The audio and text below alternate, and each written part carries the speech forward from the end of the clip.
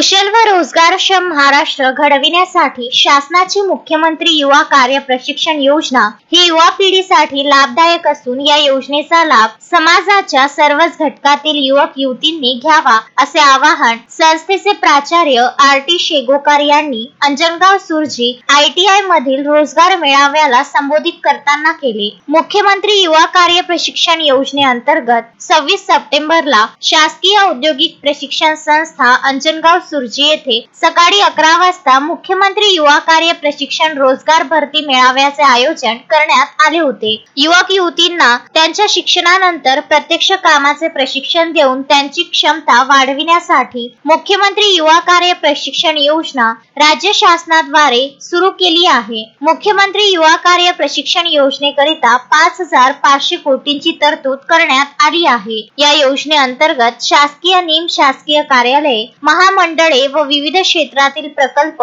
उद्योग, स्टार्टअप्स आस्थापनांनी आवश्यक मनुष्यबळाची मागणी केल्यानुसार संबंधित आस्थापनांना त्याप्रमाणे मनुष्यबळ उपलब्ध करून दिल्या जात आहे। त्यानुसार या मेळाव्याला मार्गदर्शन करण्यासाठी जिल्हा कौशल्य व रोजगार विभागाकडून अभिषेक ठाकरे, उल्हाणे, आरोग्य अधिकारी डॉक्टर डोंगरे, उद्योजक व ITI व्यवस्थापन समितीचे अध्यक्ष नेमाडे, सार्वजनिक बांधकाम विभागाचे अभियंता शेळके, महिला व बाल कल्याणचे अमोल खोलकर, हिंदुस्तान पॉवर सप्लायचे इम्रान खान, पंचायत समिती सहाय्यक कल्पना जायभाय, प्राचार्य आर.टी. शेगोकार, गटनिर्देशक धर्मे आदी मान्यवर उपस्थित होते। या मेळाव्याला शेकडो उमेदवारांनी हजेरी लावली होती। या मेळाव्यात शासकीय तथा निमशासकीय आस्थापनांकडून उमेदवारांना नियुक्ती पत्रे देण्यात आली। या मेळाव्याला उपस्थित मान्यवरांकडून उमेदवारांना योग्य मार्गदर्शन व या योजनेबाबत जनजागृती करण्यात आली। हा मेळावा